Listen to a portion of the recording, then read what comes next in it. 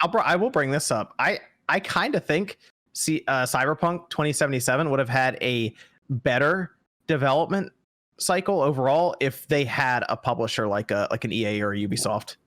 I'll put that out there. I think they would have had a better development cycle. I think they would have had a better release and a better response to all this too. Because management would have locked them down more, or somebody else setting deadlines. What do you mean? I don't think they would have let them release it. Oh, really? Like a quality assurance kind of thing. Well, like we're Skull and Bones. Okay, that's fair. Okay. I see what you're saying. I feel like the price tag on Skull and Bones is probably minuscule by comparison. So it's at that point where rather than just hold off and keep going, I think they might have just been like, "Fuck it," and scrap the whole thing. My point is, I think CD Projekt is just like, I just don't think they have the experience to deal with a lot of the stuff that's happening right now. So like, I don't think they know what to do. Is my point. Whereas EA and Ubisoft, I mean, EA almost went to like, you know, have to deal with the government when it comes to loot boxes. They do that like every other weekend now. You know, they also dropped Anthem, so you know it worked out. It's like their hobby. Dude, they put out Anthem, and then they still have like the best-selling games of the year anyway. People hate EA, but they still keep going back to people hate Anthem is another example of trusting a studio that had complete mismanagement behind the scenes, and how that's a way more complicated mess. But Schreier has a write-up on that as well. But yeah, it's just sad to see that, you know, you put a lot of faith into a lot of these, you know, developers, you know, like the companies behind them, because they make some of your favorite games and they've given you these great experiences. But when they drop the ball, they drop the ball. I'm a diehard Borderlands fan. I'll be the first to tell you that Borderlands 3 has a lot of problems. I'll be the first to tell you that the development behind the scenes, thanks to Randy Bitchford, is horrible, and it sucks. But they also have made great and bad experiences. You look at Borderlands, great, but every Borderlands we get a Duke Nukem, we get an Aliens Colonial Marines, we get these half-assed like don't really matter. It's more money for Borderlands now. And it sucks. And it's at some point we're going to see repercussions of it. The lies, I mean, yeah, there was problems with development, but the lies that was portrayed to customers was nowhere near the intensity of what we're getting with this. Like Borderlands 3, they showed it. It was exactly what they said it would be when they showed it, and it released, and it was good. It was good. But for things like Alien Colonial Marines, Gearbox did this whole thing that they claimed was a visual demo of what the game was going to be before they changed it to another studio and fucked all that. So and you're right, and it got the heat for that, right? It got the heat, but you know, when it comes to like other stuff, it's a game by game basis. With I mean, do I trust Gearbox completely? Hell no, I don't think anybody actually trusts Gearbox at all. Like we're just wait to see the game, and I never buy their games full price. I'll never buy anything from Gearbox ever at full price ever. So you know, for me, it's just like when it's cheap and I feel like buying it, I'll pick it up. I picked up Borderlands for I think like $12 or something, or like $10. I forgot what I bought. That's an incredible price. Yeah, and it's okay, it's solid. But I'll never trust Gearbox. It's definitely frustrating because looking at the way they marketed it, I think if it was actually what it says it was, this would have been crazy. It would have been, so we would have had it so good. This and would be in a different echelon. Yeah, and I hope a lot of people, and I'm not saying this is the fans' fault for crying out whatsoever. Like, this isn't like people are like, oh, the fans shouldn't have been begging, you know, for this to come out now, and they felt so pressured, so they released it now. No. The fans didn't really have a say in this. They were going to put it out early either way.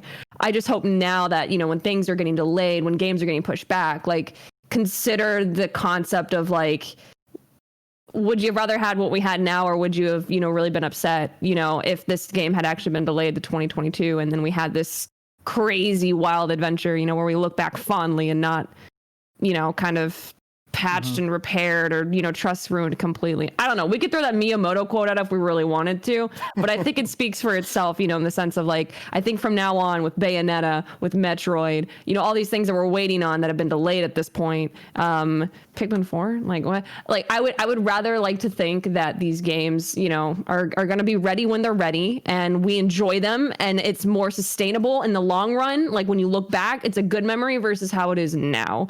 And it just frustrates me because I would like to be able to look on that neon yellow with the blue and the purple colors. I would like to look on that fondly, but now every time I see a yellow box on my Twitter timeline, I'm like, oh my God, here we go again.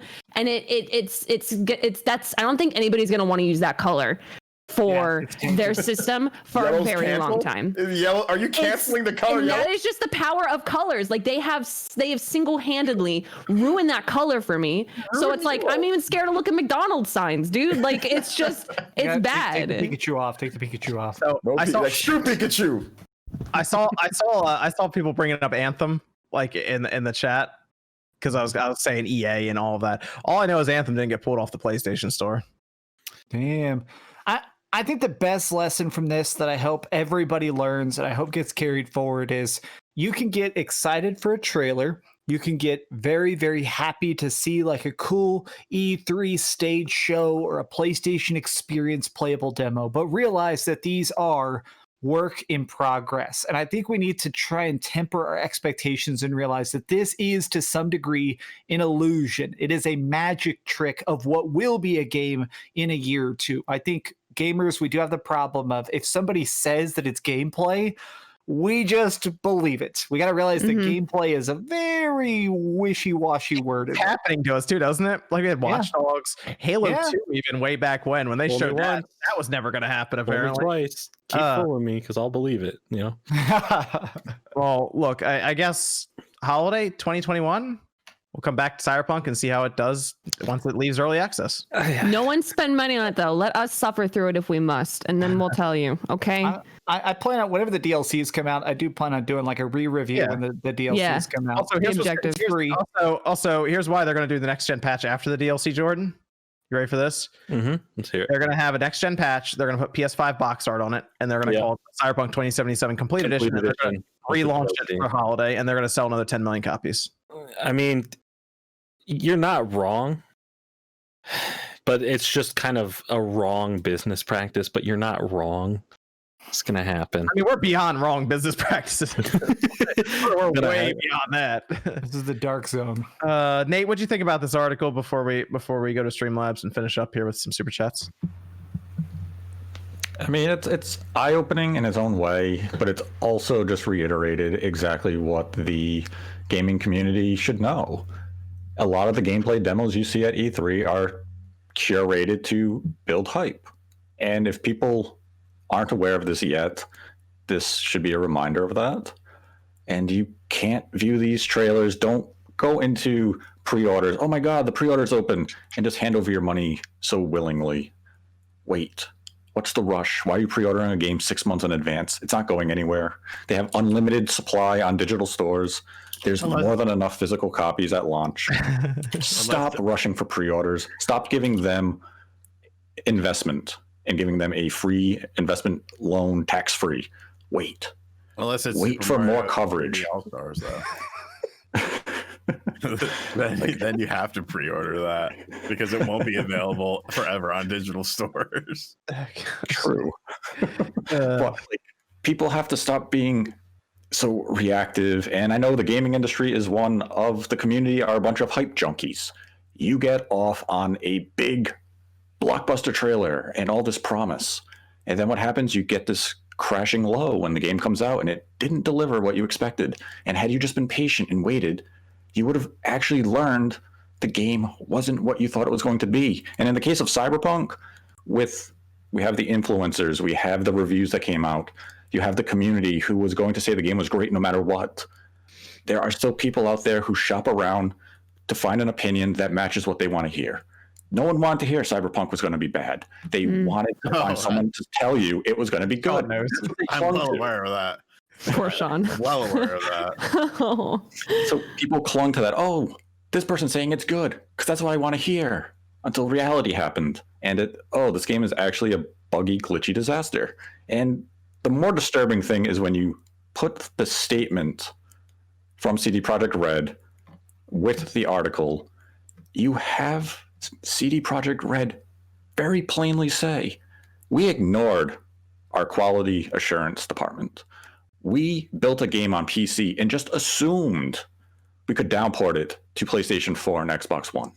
We just figured it would work. What type of company are you?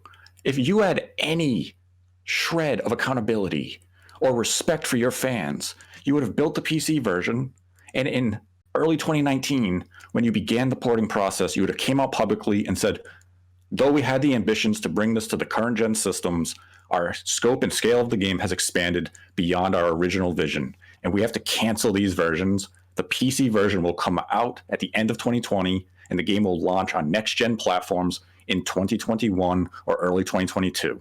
Respect your audience. They had that option. They chose not to do it, and that's why we're in this disaster. They could have easily delayed this game for PC even another few months had they wanted to explore that path.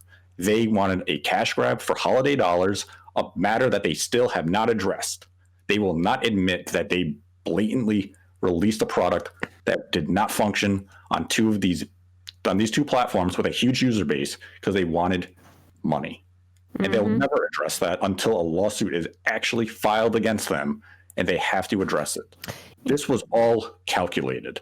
And the fans, you fell for their trick, you fell for their magic act. It's not your fault. It was a masterful plan. Learn from it. When they announced The Witcher 4, be cautious. Don't fall for the trailer when you see the character walk on the screen and sit in a bath with his feet up. Don't get super hyped. You're excited about the project. But wait to actually see the game. Don't fall for another bullshit curated demo that only select few of the media were actually invited to see. And many of those people, ironically, got a chair sent to them. What part of that doesn't rub people the wrong way? Chairs. When you go to that as a Not gonna lie, a bright yellow chair would be pretty cool. Oh, yellow. No, it wouldn't. Are you mad? Evan, your You can tell room. me. Evan's room, dude. He actually looks like he's in Cyberpunk. This is crazy. Damn you, Evan. But when you carefully curate your guest list, They're gonna of hit you up for influencers, a and then chair you now, send Evan. them chairs and graphics cards to continue to hype your game. You're doing all this intentionally because you're basically saying, we don't need traditional coverage. We can bribe this guy. No one's going to view it as a bribe because they're going to say, he's telling me what I want to hear. They'll applaud his hype. We'll get hyped. We'll buy the product. The product will suck. But we're not going to blame the influencer because we view him as our friend. We're going to blame the reviewer who gave the game a 9 and say, you were bought off by CD Projekt Red. Well, no, we played the PC version. We didn't encounter all those issues. We think the core game or the structure is actually good. Something that Jordan and Max have both said. They believe the structure of the game is good. It's just what is built on it is flawed. Mm-hmm. So it's just a disaster. They have to learn from it. Everyone has to learn from this. CD Projekt Red has to be held accountable, and the gaming community has to learn. Stop buying into hype. Wait, it's okay. I just don't. When he in his apology, you know, he was like, you know, these glitches, and everyone's talking about we didn't encounter them. Like, how could you not? Like, how could you not even see even the smallest of glitches, the smallest of problems? The way he did not is if they played on their super high end PCs and maybe they didn't. Even the PC versions had problems. It's not like the my PC game's crashed version. at least 6-7 times already. I'm not even halfway through the game. That game didn't even come out perfect on PC, and that's the one they put all the time into. So Like, how did they not even have the car fall through the map like once?